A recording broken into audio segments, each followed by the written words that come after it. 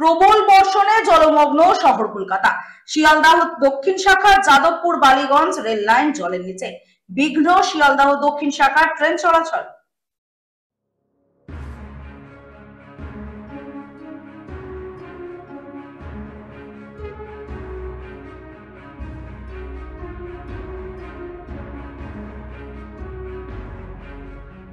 প্রবল বর্ষণে জলমগ্ন শহর কলকাতা। বৃষ্টির ফলে শিয়ালদাহ দক্ষিণ শাখা যাদবপুর বালিগঞ্জ রেল লাইন জলের নিচে, বিঘ্ন শিয়ালদাহ দক্ষিণ শাখার ট্রেন চলাচল।